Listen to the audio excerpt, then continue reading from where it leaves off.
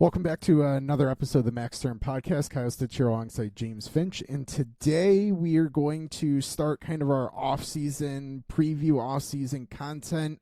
I guess you could say we have a two-part series kind of in the works. We're going to start with unrestricted free agents that seem to be potentially available this summer. So there's always a chance between us recording, editing, releasing, you listening. Some of these names do end up re-signing, but we're hoping to get out in front of this one enough, and maybe this won't become necessarily dated before we release it. But if you are listening to this a little bit, after we've released it, we appreciate that. But there could be a name or two that is actually no longer available.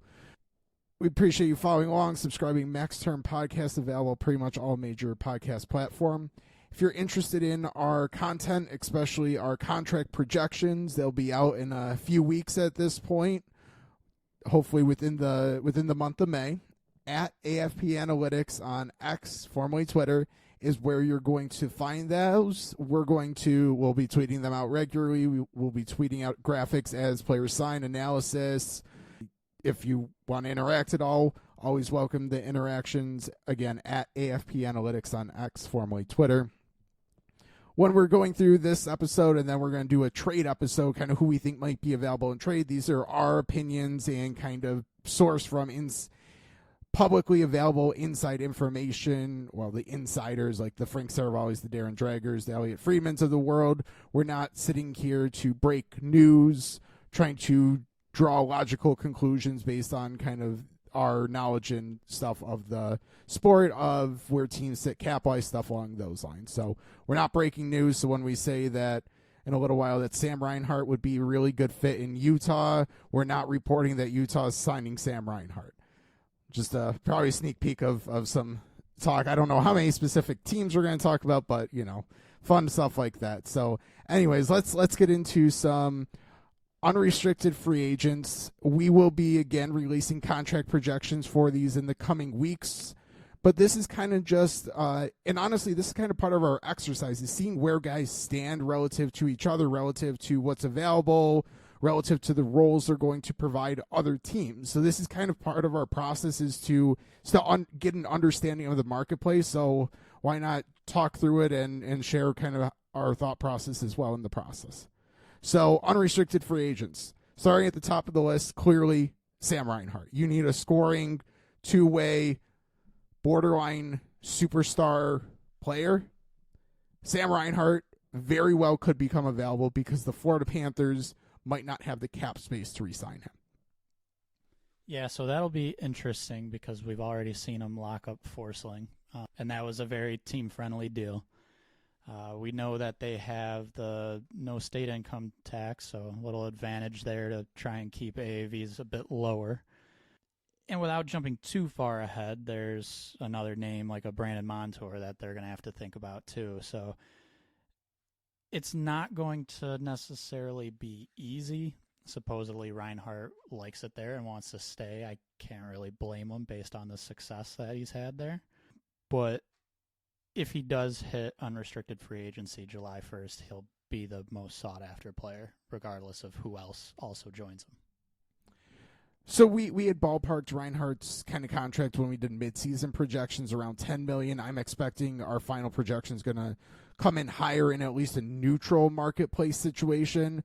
And as you alluded to, Panthers have Montour, Reinhart as the two big names, but they're going to have a lot of other kind of depth kind of players that they're going to need to get contracts done, and they're working with just under $21 million-ish in cap space.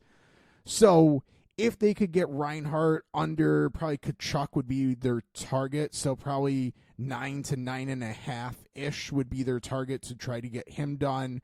Then if they could get Montour, I would imagine between 7 to 8, maybe a little bit below that. Definitely above Forsling, but maybe not push the 8. We're talking, that's about leaving 5, 6, maybe 7 million of cap space to sign everyone else. So I think that one of the two could very well hit unrestricted free agency. So Reinhart's definitely the best forward available. I would also say that Montour's probably potentially the best defenseman. You can disagree with me if you would like. I'm going to agree with you. I think it's the gap between Montour and the next best is smaller than Reinhart and the next best, in my opinion.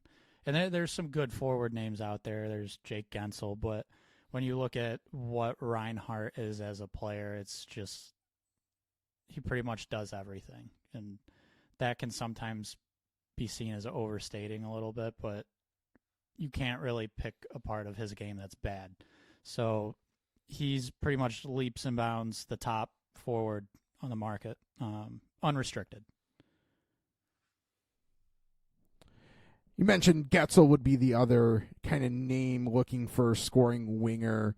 So Getzel, Reinhart are, if you're looking to add a scoring punch, those are probably the two names that your team is going to be. So if you're a fan of a team, that's who you're hoping your team signs.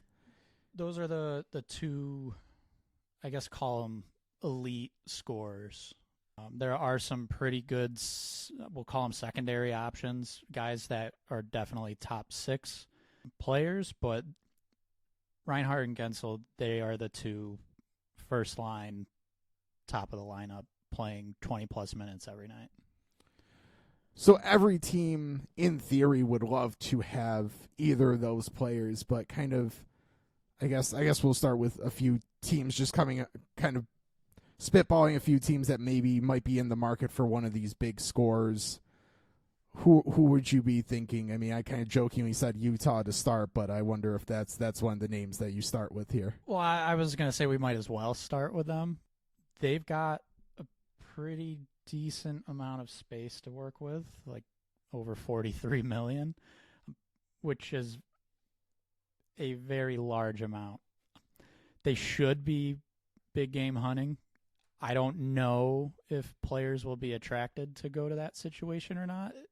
They could view it very positively or a little poorly because there's a lot of unknowns about it. But they should be looking to spend. If I'm them, I would definitely be going after one of those top 2. Reinhart would be ideal, obviously. We mentioned he's the top forward.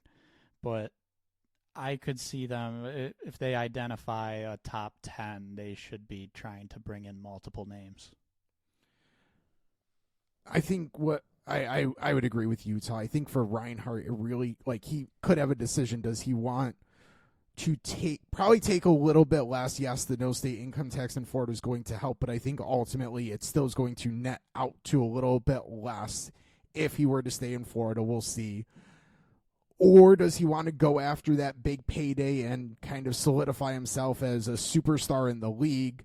And as you said, Utah is probably number 1 that could provide that and probably should think to provide that. Other ideas for kind of top scoring wingers out there?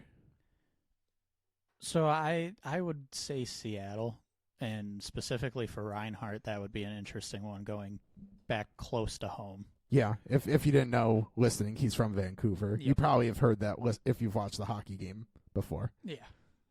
But, yeah, Seattle is missing that top elite scorer.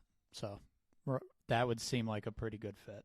You mentioned kind of with Montour, you think the drop-off's probably less. We'll get into the defenseman in a little while. Let's stick with the forwards. So Reinhart, Getzel. I think there's a couple other names. I think the reason that you might consider it a little bit of a drop-off is that there's the two, I guess I won't even say two guys. I think Reinhardt's the clear, like, there's very few concerns. Getzel, there's some age, injury, two-way concerns with. So he's probably a little bit closer to the next tier of at least wingers, who I think you can make a case for. A lot of teams could make a case for. A lot of teams could make a case against. I think let's start with the most interesting name that seemingly is out there, and we're going to consider him a winger because I think at this point he is a winger. And you put out a thread on him the other day, Steven Stamkos. Where are you? What are you thinking with Stamkos? So for me, it's a little polarizing this offseason with Stamkos because the name recognition. And I do think he's still a pretty good player. I don't think he's Steven Stamkos of even 2-3 years ago. To me, it's pretty clear that the 5-on-5 game is not where it used to be, and I'd be a little concerned about that. That said, if you're a team that's really needing help on the power play and ultimately goal scoring, Steven Stamkos is going to provide that. And yeah, you get the leadership, the cup wins. That's all great to have. Those are valuable things to teams. I have a little hesitancy, though. It needs to be the right type of fit, and the team has to feel comfortable that it's very possible 5-on-5 he's declining, and it could get worse. It might not be what it was this past year. It could be worse than that. I think being on a team with someone like Kucherov and Braden Point and Brandon Hagel, these good, like Anthony Cirelli as well. Anthony Cirelli, very good, if not elite forwards, and some of them very good defensively. I think he was being propped up a little bit there, and even then, his numbers aren't great, 5v5. So I would approach that with a lot of caution. If my power play is terrible and I need a goal scorer, maybe it makes sense, but he's going to be going into his age 34 season. I'd be a little worried there that you might have to give him a decent contract, even a 3-year deal in the 6 range. I think that's what we had, or somewhere close to that mid-season as an extension for him. 3 years at that amount of money, got to be careful. And I think if he does go to unrestricted free agency, a team is going to have to pay up, because I don't think he necessarily wants to leave Tampa. And I don't think Tampa is full on out on re-signing him, but I don't think they're going to put a super lucrative offer on the table. They could do something like they did with Alex Killorn supposedly last offseason, where it was a long-term contract at a lower cap hit. They could maybe have something like that on the table for Stamkos. And then again, Tampa's in a state with no income tax, so he would benefits a little bit financially. So if you're a listener and a fan of a team that isn't the Tampa Bay Lightning, and you're thinking, I like Steven Stamkos' idea, I think you're going to have to be prepared for your team to maybe get into the $6-7 million range per year, and you better hope that you're getting a true first-line maybe not first-line center, but a top 6 forward for that price. I think the other thing, and I mentioned this, and you alluded to it as well, with he most likely is going to want to stay in Tampa, and it seems like Tampa wants to keep him to an extent. And if he went to the UFA market, it becomes much less emotional for him. There's no connection, so he's going to go possibly for a little bit larger of an amount. Teams might get caught up in the leadership, the cup wins, and that could also lead to an increase in ultimately his AAV. So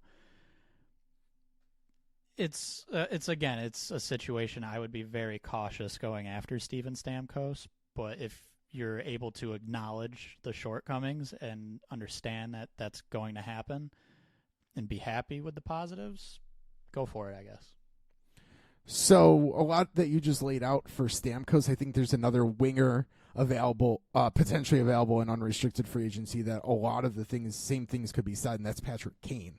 Another definite power play guy, actually was pretty good all around this year in Detroit, but there's certainly going to be questions how well his hip holds up over the course of a full season. He's another name that, like, I think a lot of fans are going to look at and hope that their team maybe talks themselves into that name. Yeah, so that's one I can, from a player performance standpoint, I almost feel more comfortable with Kane than Stamkos at this point. the big question with Kane is long-term health. And I guess at this point in his career, let's say long-term is the next 3 years or so. With how well he played, he's not going to get back to the type of contract he had with the Blackhawks. He's not making $10 million. But the type of year he had, and once he returned, he was healthy. He could easily push into probably that same area that we're thinking Stamkos would be in the 6, 7s, and 3 years, maybe someone throws like 4 at him. You could end up in a contract that, even if performance-wise he's good and he's playing a pretty solid all-around game, you worry about the hip. So, I mean, it's hard for us to speak on that because we don't know inside info on how healthy he actually is. But I feel better about his performance than Stamkos, where it's at right now. I'm a little worried just committing long-term. Like past 2 years, you're starting to get a little risky there. So other second-line wingers, we'll kind of lump some if you want to highlight a couple. Victor Arvidsson, Tyler Bertuzzi, Jake DeBrusk, Jonathan Drouin, Anthony Duclair, Jonathan Marchessault might be one to talk a little bit more about. Vladimir Tarasenko, Tyler Toffoli. That's a diverse set of names, but as I kind of alluded to earlier, all of them you can talk yourself into, but I think you can also make a case against, especially if your team doesn't sign him, you can make a case, that's fine, let another team make that mistake. Yeah. I think there's enough points there to do so. But maybe Marsha shows someone we should talk a little bit more about because he's still been playing at a really high level, but he's starting to get up there in age as well. And you also have to wonder if a little bit is who he's been playing on a line with too. Yeah, so that's a tough one to look at because, like you said, he's getting a little bit older, and he's coming off a 40-goal season. So I feel like this ends up being a situation where it's a fairly high AAV, shorter term. Probably ends up right in the same range as Patrick Kane, Steven Stamkos. Maybe slightly under, but I don't know. Coming off 40 goals, I think it might have been 42. I think if you're a team interested, you need to expect a little regression there, that you're not going to be most likely getting another 40-goal season out of him. I think he's someone you should definitely expect to be a good second-line winger. But that level of scoring, I don't think is something he will be repeating. One other kind of name that I want to throw out that's kind of a little bit, is not a little older, very much older. I don't know how available he's going to be, but that's Joe Pavelski. Yeah. He probably fits right in this kind of range of players, maybe a step below, but he's still playing really good hockey as he closes in on 40. I just don't see a scenario that he necessarily hits the free agent market again. Yeah, so when he left San Jose, I feel like it was okay, where can I find where I'm comfortable and win? And those boxes are still going to be checked this offseason with Dallas. And in the past couple off seasons, maybe it was just last offseason when he needed a new deal, took less in theory than he could have gotten just out on the open market. Seems like he wants to be in Dallas. I would assume they probably want to keep him there too, to an extent, at a certain number, but that feels like one that just kind of, it's going to get done. But I guess you never know. If you want leadership, you could go after Pavelski. Any other wingers, kind of second line wingers you wanted to highlight? I ran through the names. Anyone that you wanted to dive a little bit more into before we get to maybe some centers and kind of more bottom six or middle six guys? Yeah, I don't know if there's anyone from that list to necessarily single out. I think it's a lot of pretty solid second line guys, and we'll get into some other names too. I think that might be, I guess, call them a middle six. Maybe they could play second line, but are ideal third liners. So we'll get into some more names, but of that list, it's a pretty sizable list. You're talking 8+ names. There's options out there. So if a team misses on a Marchessault or a Toffoli, you're still possibly looking at Bertuzzi and DeBrusk and Drouin. So it'll be an interesting offseason. So I think where players could end up getting more than their market value is if they play center. Yeah. Because the center market is pretty thin. Again, I don't think Steven Stamkos is a center anymore. I think it's if a team's paying him to play and penciling him to play center, that might not go very well. That would be extra concerning on top of all the concerns I already had. Matt Duchene's probably another player that similar things could be said about, as I just said about Stamkos. Like, he could play center. I think you're maybe a little more comfortable than playing Stamkos at center, but he might be more of a winger at this point. But because of how kind of thin the free agent class is, maybe a team kind of gets there. Like, possibly the top center available is Sean Monahan.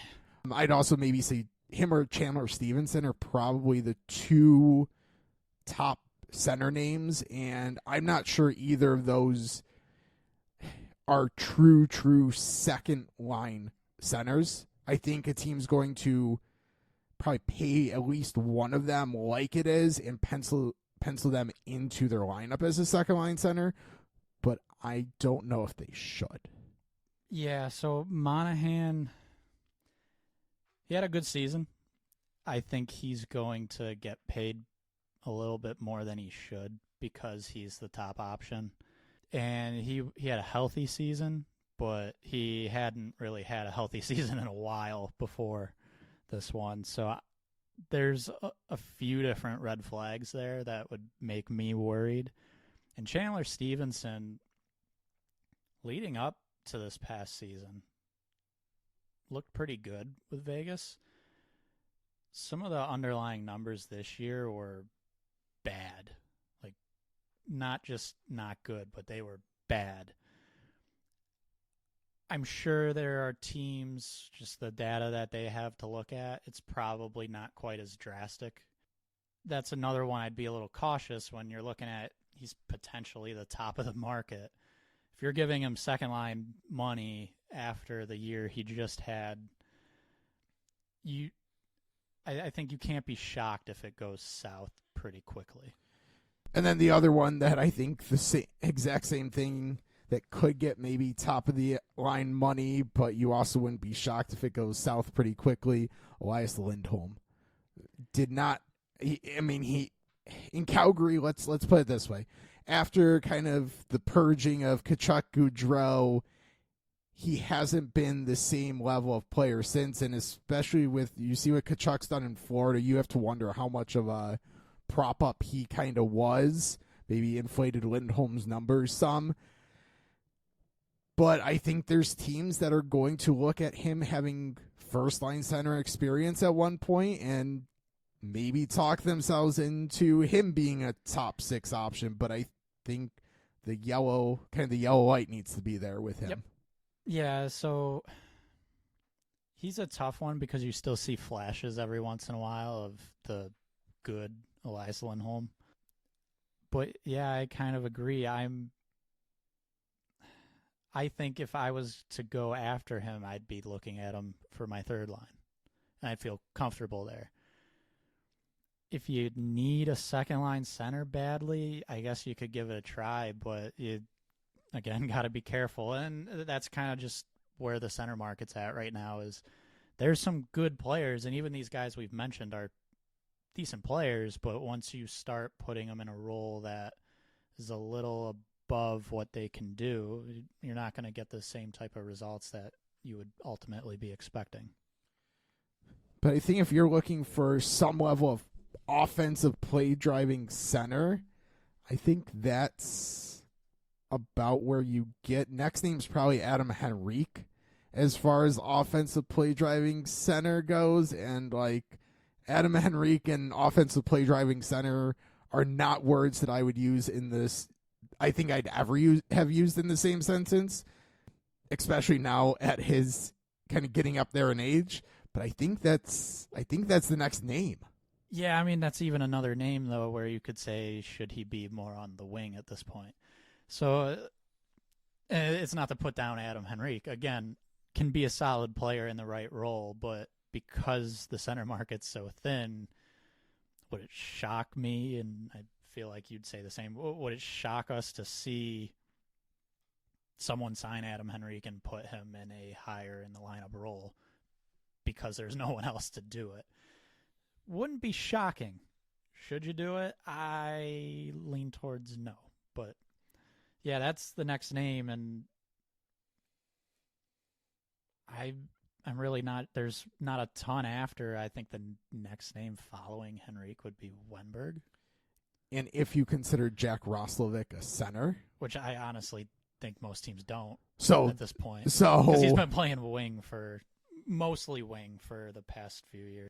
And then we're talking about a Teddy Bluger and a Sam Lafferty, as well as I mean, so here's what I'll say. So getting to Teddy Bluger, you start to get to a different, at least perception-wise, and I would argue stat-wise, you get to a different type of center where you're not really expecting points out of Teddy Bluger. Better defensive guy, where I would actually say if you need a third-line center, he could be a good option. That's where I'd put him. Lafferty, Yakov, Trenin are probably the guys who fit that role the best. If you're looking for someone to eat some slightly tougher defensive minutes, those are maybe your top available center names. Yeah, and I mean they're certainly good. They're fine defensive but like those are clear, ideally bottom six players. Yes. And then you have kind of your true fourth line centers, maybe with borderline depth, like some guys that might even get forward. Scratched, yeah.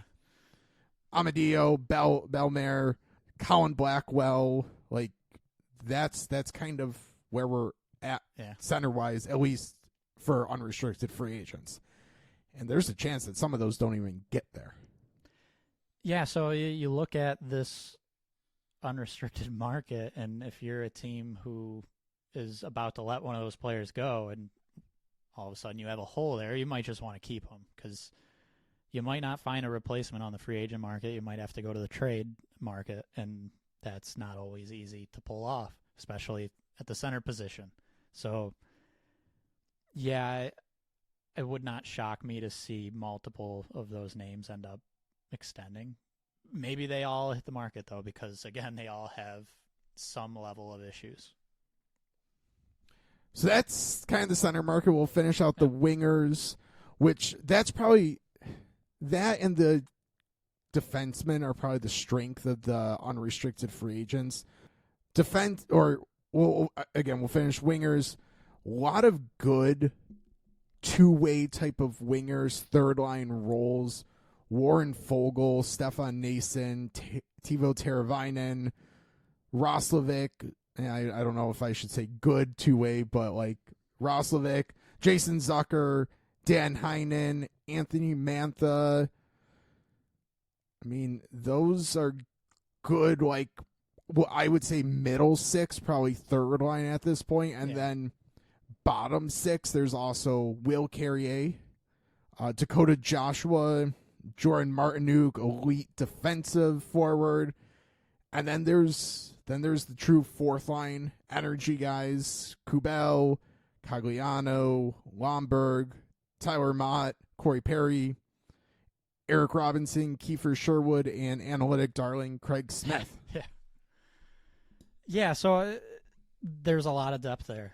If you need a bottom six forward or a third line forward, you can get one, most likely. I guess there's not one for every single team to sign, but there's a lot of very solid options out there. And even some of those, that initial part of the list you went through, are borderline second line guys still. You could have Fogle, Mantha, Teravainen, and Zucker. Like there's guys in that part of the list who, on a championship team, put him on the third line, but a fringe team could certainly use him on a second line too. I would say overall it's the strength of the unrestricted market is the wing. A couple elite or borderline elite players, some good top six guys, and the depth continues through third and fourth lines. I think if you're a team looking for that type of role player, like a really solid bottom six, that's where the value is going to be, because there's a lot of wingers. And at some point, teams are not going to be dipping into free agency for those wingers. So if you're looking to maybe capitalize on some value this offseason, I think depth winger might be the place to do so. Because even some of the like more middle to top six guys, I'm not sure there's going to be full on enough spots for them, so they might get squeezed a little, which kind of trickles down to the potentially the lower end guys, depending on how teams value roles and stuff like that.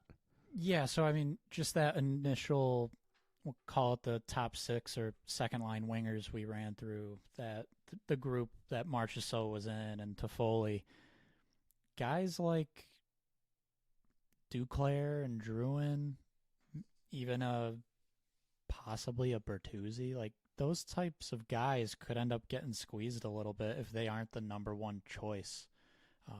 You could see Marchessault get paid and Patrick Kane get paid, and even a Toffoli's very solid player gets a nice deal, and ultimately just not enough money left over, not enough high-level interest that they get thrown down almost into the third line group with the Fogels and the Zucker, Teravainen, those guys. So I guess it's not the year to be a winger, be the player in free agency. It's certainly the year to be a team needing one. Defense. I think that this is another strength of the market. Yes.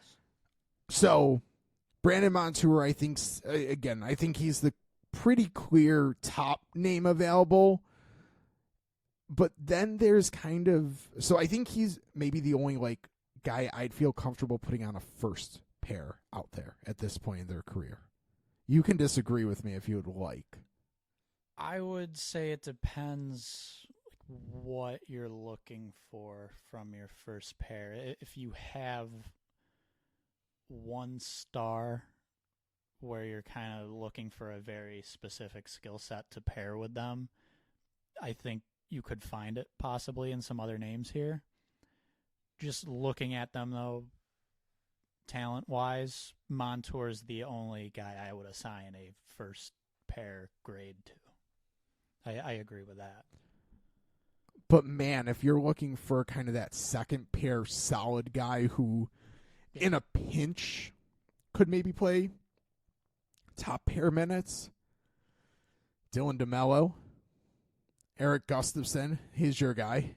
He's one of your guys. We'll Rangers fans will hate me for that, but I think more Leafs fans will hate you for that because you've been on him as being a quality player for a while, and they just botched that situation. Yeah. Brett Pesce, Matt Roy, Brady Shea. He's probably the borderline first line. Yeah. Roy might be, as you kind of laid out, depending on what type of role. Pesce, perception-wise, might be, but I think we've talked in the past that maybe there's a little bit of a drop-off in Pesce's game the past year or two, and injuries are a concern there as well. A little bit. And then Chris Tanev, solid veteran. He's probably going to favor situation and opportunity to win more than anything. So I think if you're a fan of a team hoping to get Chris Tanev, I think you first need to ask, how realistic are we to win a cup? And if your answer to my team is not super close to winning a cup, I don't think I get super attached to the idea of Chris Tanev. I could be wrong, but he seemed to have wanted to go to Dallas this past year. He did supposedly want to go to Vancouver. Back to Vancouver? Yeah, which, are they a cup contender? I mean, they were one of the top teams in the Western Conference, so I think by definition they are a cup contender. Maybe. Yeah, no, I know. But if you're like a fan of the Ottawa Senators, for example, Yeah, don't expect Chris Tanev. Yeah, because I use them because there's a lot of smoke around that name. Yep. You're either going to have to throw an absolute bag at him, or I really wouldn't get your hopes up for him. And then Sean Walker is probably the last top 4 option. He's more, I'd say, more of a bottom 4. Yeah. At this, he's good. He's really good. And I would even, as much as I like Gustafsson, he's probably bottom 4. But I guess what I was sort of alluding to, so a name like a Dylan DeMello, you sign him as a second pair guy, but you could have him on a first pair and he'd play his role still. It's just, is that the type of player you want? Very defensive defenseman. So if you've got your absolute star and you want a more defensive-minded guy next to him, that could be a great option. But just looking at pure talent, he's not that top pair guy. And you could say the same about guys like a Matt Roy or a Brett Pesce. It all depends on the role needed. But financially, if we want to look at it that way, since we do contract projections, none of those guys should really be reaching the top pair level, which I guess call it 7.5 and above. Some guys might get close. But Shea's probably the name that's closest. Yeah. And then it starts falling into the 6s, even into the 5s. So then you had also put together this list and have Alex Carrier as potential top 4. I kind of throw him in the same category as like maybe more bottom 4. Yeah, again, that's another one for me where it depends what you're looking for. You're not paying him like a top 4, I guess top 2 guy, but would it shock me to see him play well on a pretty solid team's second pair? Not at all. And then I mean, there's depth defensemen for days as Yes. well. So if you're looking for a 4, 5, 6 kind of for your lineup with maybe some specialty towards power play or penalty kill, I think you have options. If you're looking for a power play specialist, let's start with Shane Gostisbehere. Probably not 5-on-5. You're probably putting him in more sheltered minutes, but power play like specialist and bottom pair minutes, like that, I don't know how much better you're going to get than him. If you're looking for a defensive specialist, Jalen Chatfield, Ian Cole, I think those would be my top 2 names at least. If Nikita Zadorov, I think he's again another like bottom 4. Yeah.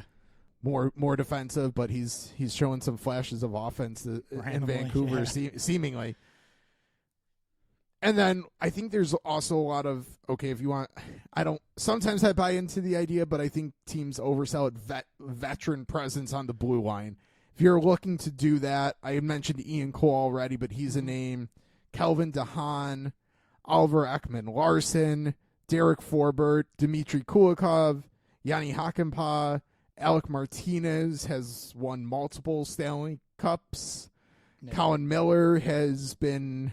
He's an interesting case study of like fit and situation. Yeah. Mike Riley, I think, is the exact same thing. Interesting case study and fit and situation. Then kind of older guys, Justin Schultz, Kevin Shattenkirk are probably on the downturn of their career, but again, they're veteran guys who have been around and still playing decent hockey. Yeah. And then Brendan Smith, Troy Stetcher, if you're looking for depth, kind of 6, 7 guys, those are probably your top names for that. Yeah, so that's pretty much all the good, we'll call them bottom pair guys. Some of them could move up to a second line in a pinch or second pair. That's a lot of names. So that is kind of where one of the strengths of unrestricted free agency is this year is it's not necessarily the top of the defenseman market, but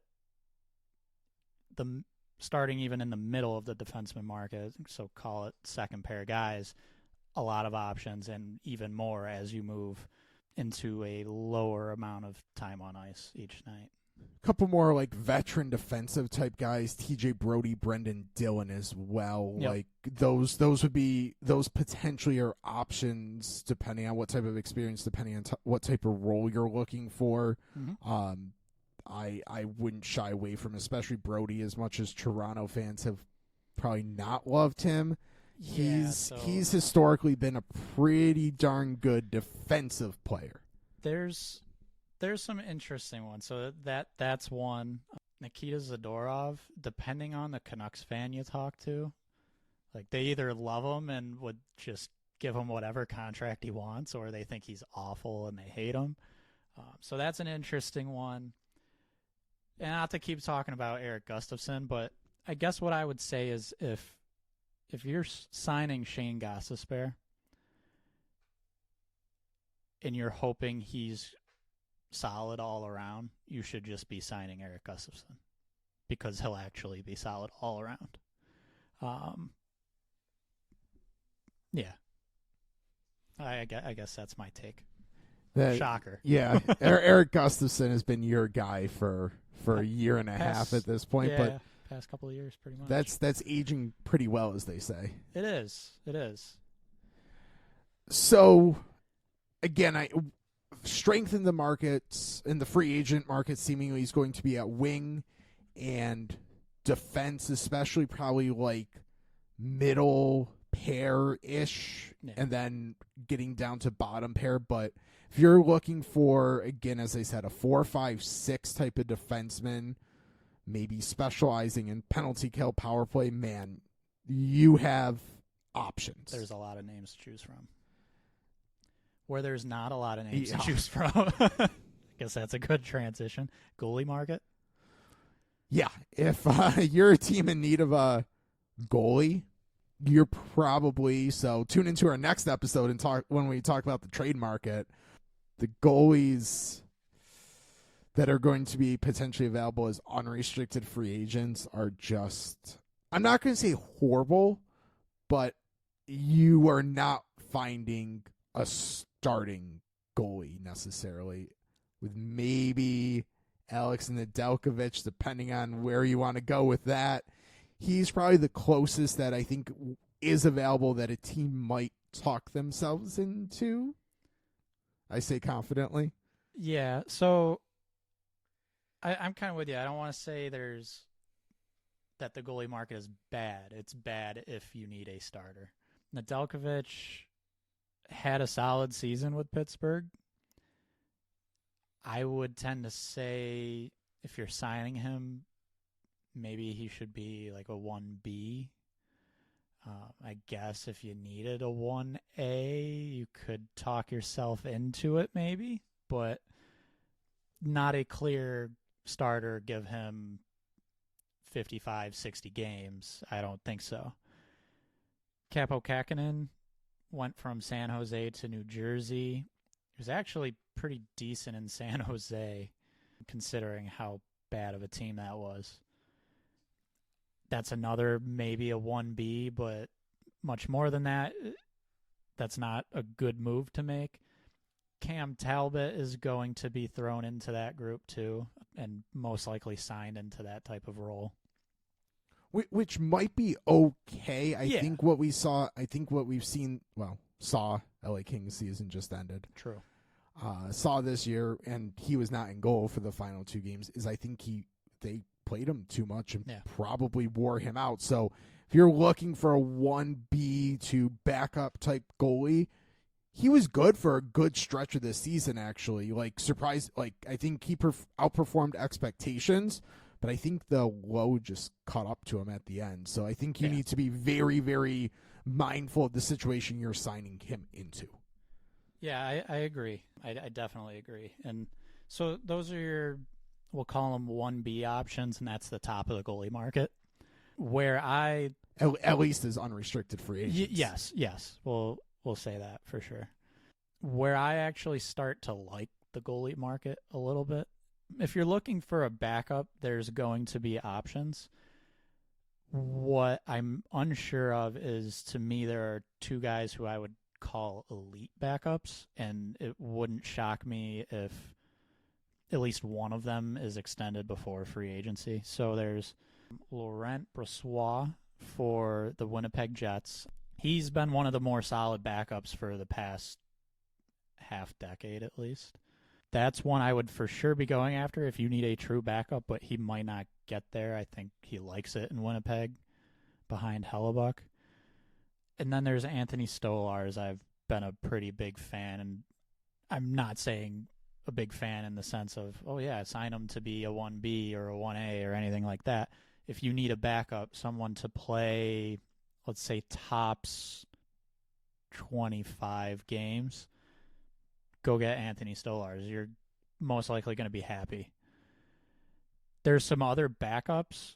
I don't think I am as crazy about these names. We saw David Riddick with the Kings play fairly well. Actually had to play more of a starting role for them and did a lot better than I think most people expected he would. He probably put himself in a good spot going into free agency to get a good payday as a backup. Kevin Lankinen, fine as a backup. James Reimer, Martin Jones, two more veteran goalies, still playing well enough that they should find a role for someone. Let me throw one more kind of name out that I think that there's a question mark on. Phoenix Copley. Yeah.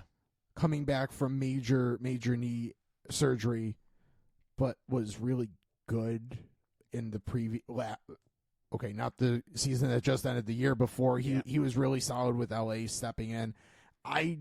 If healthy, put him right in the mix. Okay, again, as you laid out, you're not going out to get one of these guys as a 1B, 1A, but I'd put him right in the mix, if not top of the backup list, if healthy.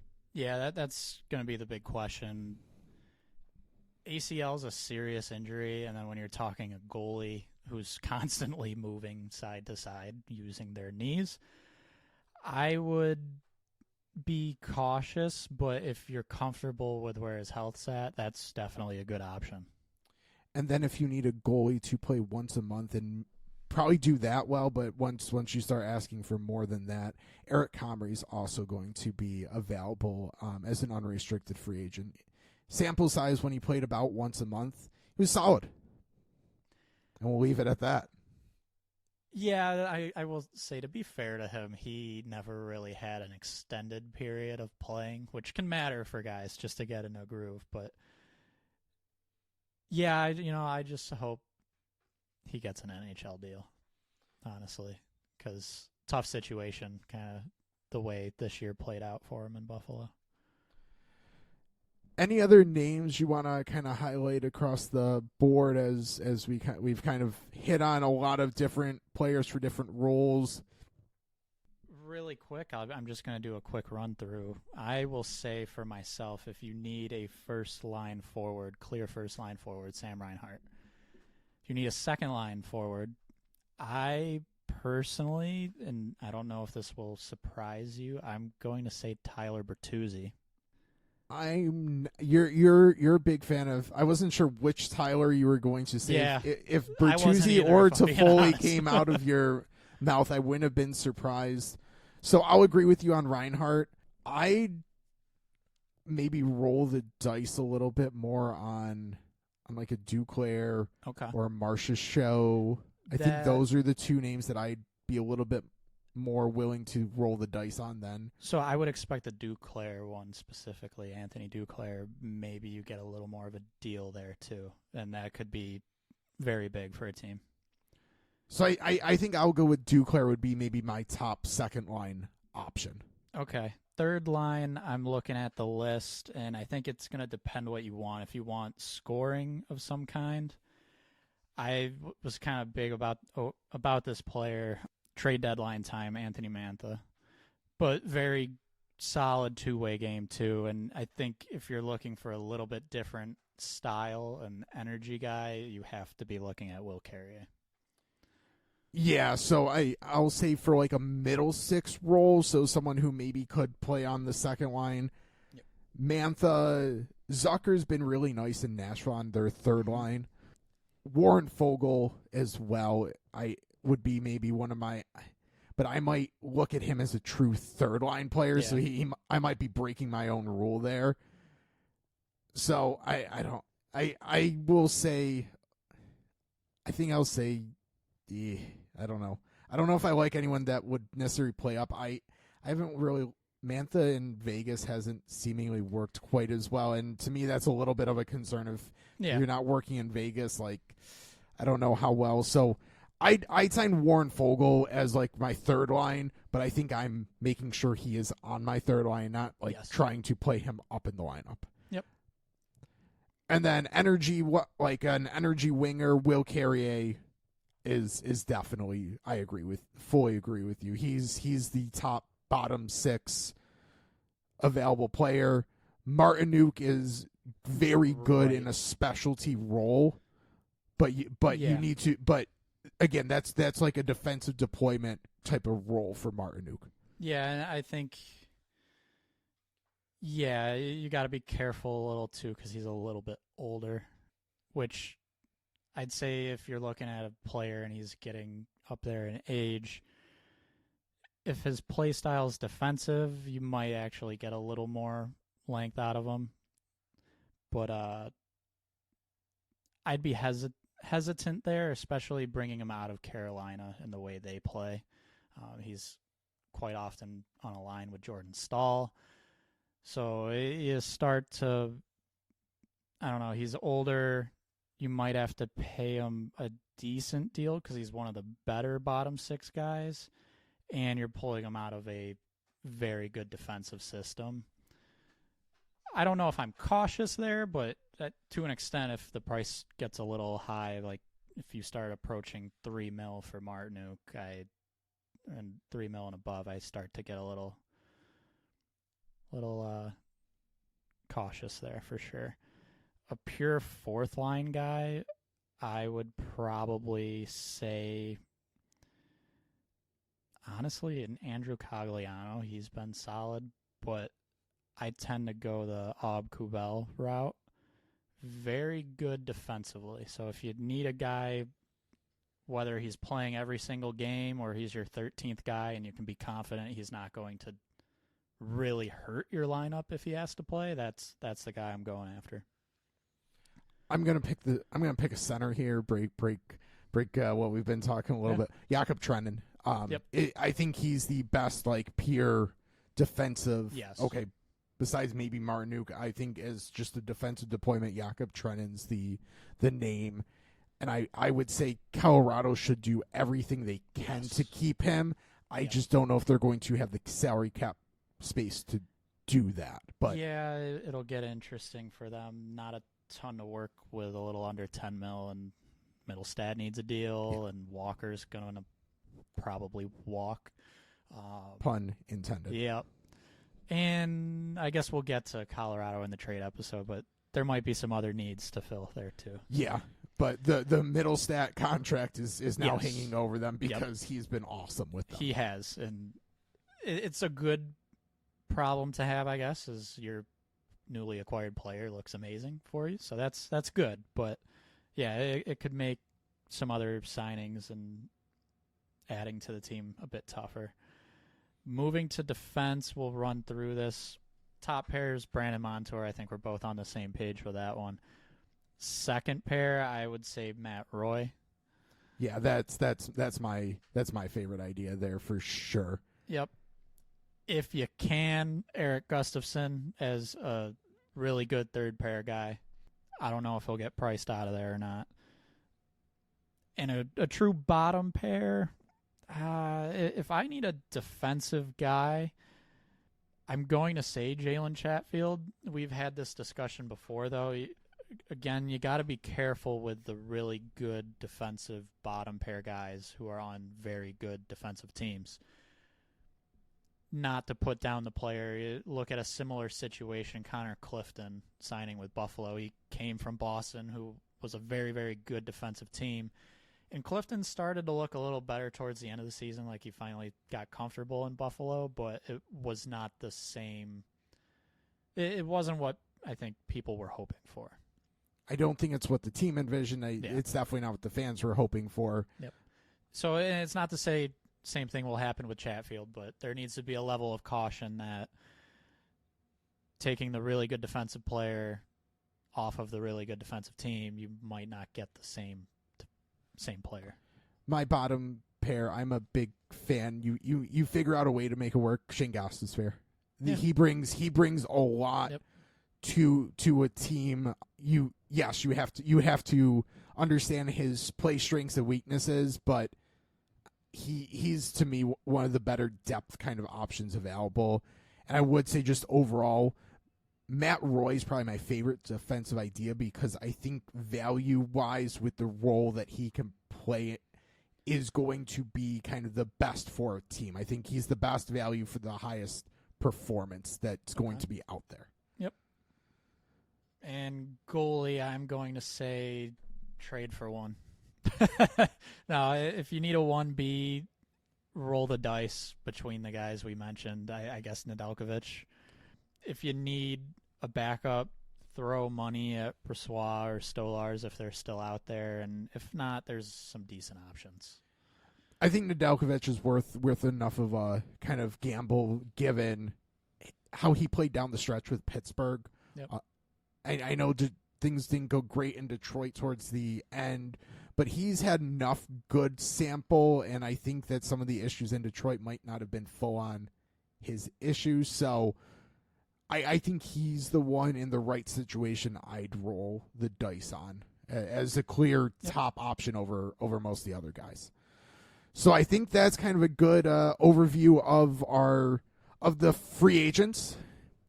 Again, next episode, tune in, trade market, and also be on the lookout for our contract projections. Following at AFP Analytics on X is going to be the best way to know that those are up and available.